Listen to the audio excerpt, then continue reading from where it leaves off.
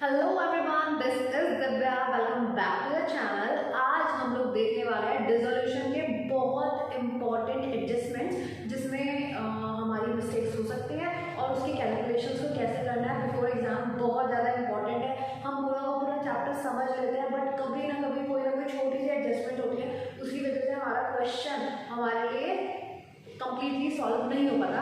तो उसी प्रॉब्लम को सॉल्व करने के लिए आपके साथ शेयर कर रही हूँ important adjustment, few important adjustments. ठीक है, तो कुछ ही इंपॉर्टेंट एडजस्टमेंट्स की वजह से हमारा क्वेश्चन गड़बड़ हो जाता है या फिर पूरा का पूरा सही नहीं बन पाता। तो उसके लिए हम लोग कुछ इंपॉर्टेंट एडजस्टमेंट डिस्कस करेंगे। तो हमारी फर्स्ट एडजस्टमेंट है a creditor for ₹1,40,000 accepted building value at ₹1,80,000 and pay to the firm 40,000। Simple सा है, उन्होंने क्या बोला, हमारे पास क्रेडिटर है जिसकी वैल्यू कितनी है 1,40,000। ठीक है, इसने एक्सेप्ट कर ली बिल्डिंग। कितने रुपए की बिल्डिंग एक्सेप्ट करी है? 1,80,000 रुपीज की। ओके, 1,80,000 की बिल्डिंग लेके चला गया। अब देखो यहाँ पे एक कॉन्सेप्ट है, लाइबिलिटीज आप पे ऑफ नहीं कर रहे हो, एसेट से आप पैसे रिलीज नहीं कर रहे हो बल्कि एसेट्स के बदले में लाइबिलिटी दे रहे हो। बट क्वेश्चन में कहीं पर भी फुल सेटलमेंट वर्ड नहीं लिखा हुआ और क्लियरली लिखा है वन, यहाँ पे क्रेडिटर के बदले में हमने बिल्डिंग दे दी। कितने की? 180 की बिल्डिंग दे दी 1,40,000 के अगेंस्ट। तो यहाँ पे जो 40,000 है ना वो हमारे को रिटर्न कर रहा है। तो देखो यहाँ पे ये समझना, 40,000 आपको किस चीज से मिल रहे हैं? बिल्डिंग से मिल रहे हैं। तो जब भी आपको एसेट्स को बेच के पैसे मिलते हैं तो आप रियलाइजेशन अकाउंट से क्रेडिट साइड पोस्ट करते हो, क्या लिखते हो? बाय बिल्डिंग, मतलब बेसिकली कैश लिख के और पोस्टिंग करते हो। तो यहाँ पे हमारी एंट्री क्या बन जाएगी? Cash account debit to realisation account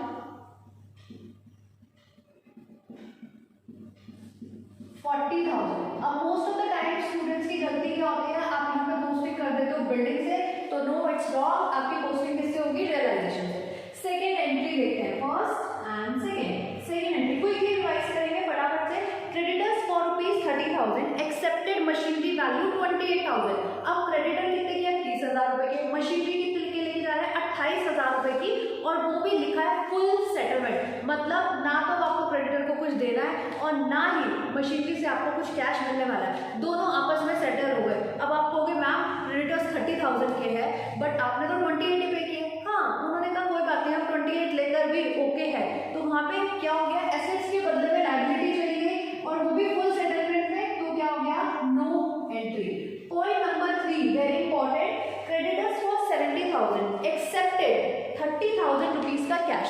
वो कह रहे हैं हमारे पास टोटल क्रेडिटर कितने के? 70,000 के, जिसको हम कैश दे रहे हैं 30,000 रुपए का और इन्वेस्टमेंट दे रहे हैं 45,000 रुपीज की फुल सेटलमेंट में। अब देखो हम उसे क्या क्या दे रहे हैं? 30,000 तो कैश में दे रहे हैं प्लस इन्वेस्टमेंट कितने की दे रहे हैं? 45,000 की। इसका मतलब हम टोटल कितना पे कर रहे हैं? 75,000, जबकि हमें पे कितना करना चाहिए था? 70,000। इसका मतलब आप ये कहोगे अब इन्वेस्टमेंट के 5,000 हमें मिलने चाहिए, बट वर्ड क्या यूज हुआ है?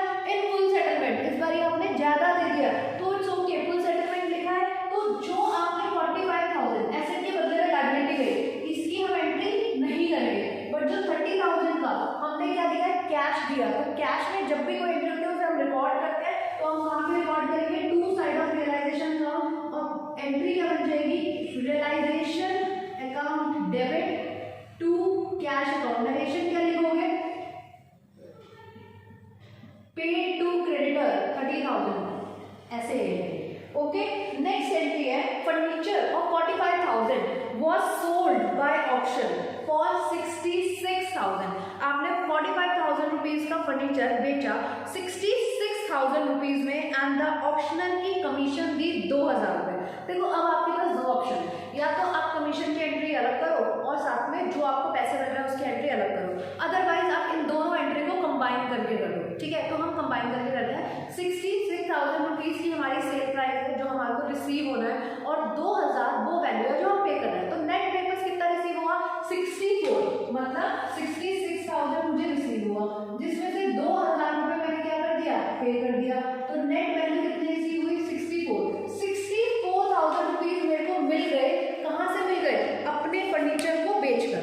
ठीक है, तो जब मैंने अपना फर्नीचर बेचा तो मेरे को कितने मिल गए? 64। रियलाइजेशन में कहाँ पे पोस्ट करते हैं? एसेट्स रियलाइज बाय साइड में। तो हमारी एंट्री अगेन क्या बन जाएगी?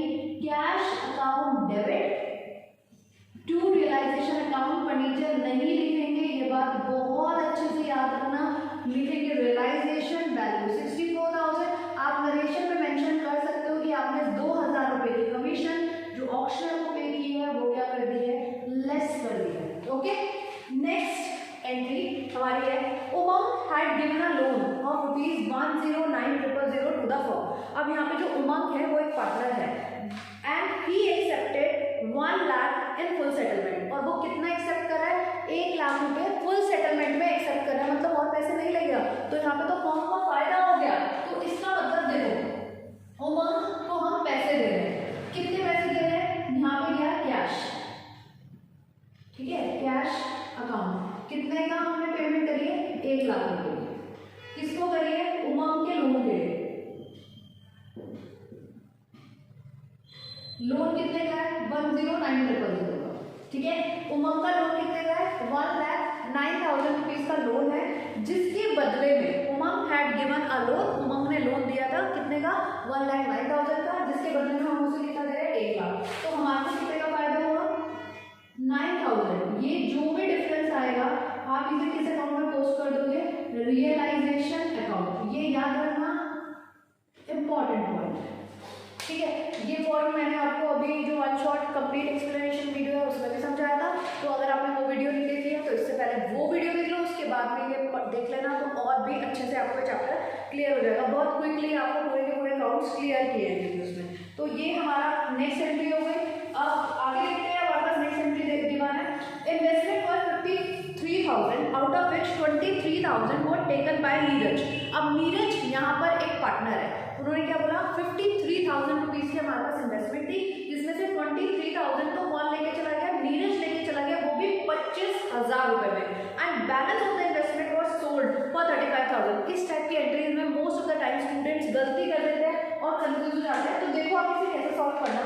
सबसे पहले ना आप टोटल वैल्यू मेंशन करो, आपके पास इन्वेस्टमेंट कितने की है, 53,000।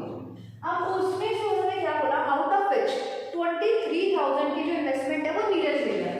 53 में से 23 की नीरज हमें लेकर जा रहा है, तो हमारे पास यहाँ पे बच कितने की है, सबसे पहले ये निकाल लो, बैलेंस 30,000। ओके, अब वो नीरज कितने रुपए में इसे लेके जा रहा है, वैल्यू कितने कर रहा है, 25,000। तो अगर मैं इसको सॉल्व करूं तो हम ये बोल सकते हैं investment taken over bye Neeraj a partner, कितने में, 25,000। कहाँ पे रिकॉर्ड करते हैं, रियलाइजेशन के क्रेडिट में रिकॉर्ड करते हैं। तो इसकी एंट्री हमारे पास क्या बन जाएगी, Neeraj capital account debit to realisation. तो यहाँ पे एंट्री क्या बन गई,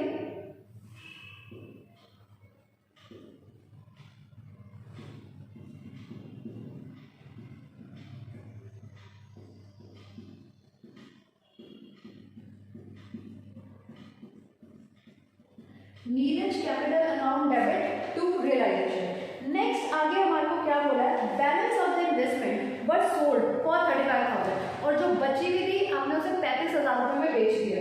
इसका मतलब ये 30,000 वाली कितने में बिक गई, 35 में। कितने का हमारे पास क्या आ गया होगा, कैश। इसका मतलब एसेट्स को बेच के कैश आया। रियलाइजेशन में कहाँ पर पोस्टिंग होती है, क्रेडिट साइड में क्या लिखते हैं, बाय कैश। एंट्री क्या लिखेंगे, cash account debit to realisation account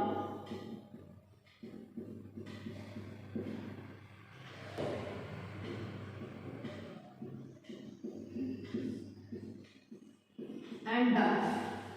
okay, है हमारे पास an old furniture which has been written off from the books, we agree to take it at ₹8,000। हमारे पास एक ओल्ड फर्नीचर है जिसे आप अपनी बुक से रिमूव कर चुके हो, राइट ऑफ कर चुके हो।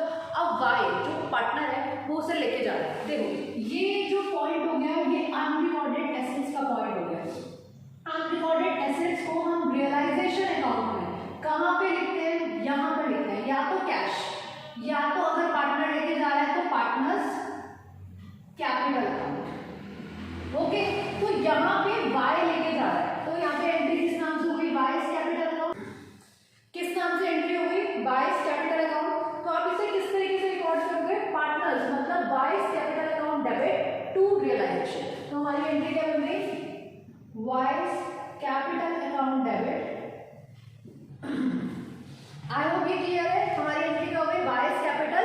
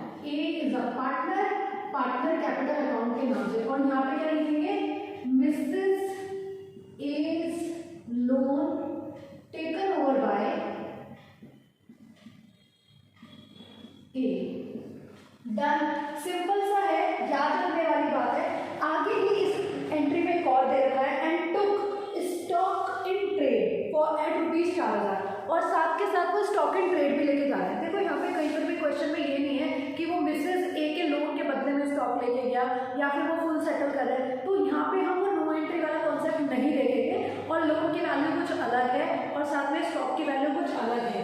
यहाँ पे मान लेते हैं कि लोन कितने का 5000 का है, तो ये 5000 का लेके गया, हमने वाली एंट्री 5000 से कर दी और जो यहाँ पर स्टॉक की वैल्यू है वो हमारे पास सिर्फ 3000 है। अब अगर ए स्टॉक लेके जा रहा है तो बाई साइड में रिकॉर्ड होता है, किस नाम से होता है, एस कैपिटल के नाम से रिकॉर्ड होता है और उस केस में एंट्री क्या बनेगी, S capital account debit to realisation account being stock taken over by A. Okay, और यहाँ पे जो भी वैल्यू होगी दैट इज 3000 हम रिकॉर्ड कर देंगे। तो ये हमारे कुछ इंपॉर्टेंट एडजस्टमेंट एंट्रीज है जिसमें जब भी हम रियलाइजेशन अकाउंट बनाते हैं या पोस्टिंग करते हैं कैपिटल अकाउंट में, कैश अकाउंट में, बैंक अकाउंट में जनरली मिस्टेक्स हो जाती है, तो आप इन एंट्रीज को बहुत ही अच्छे तरीके से रिवाइज कर लेना और अच्छे से पेपर की प्रिपरेशन करो और आगे भी आपके साथ वीडियो शेयर कर रही हूँ तो उन्हें भी देखते रहना। और हाँ, अगर ये वीडियो अच्छी लगी है तो प्लीज़ लाइक, सब्सक्राइब और अपने दोस्तों के साथ भी शेयर कर दो सो दैट उनको भी इंपॉर्टेंट एंट्रीज समझ में आ जाए। Thank you so much for watching, see you soon, bye bye.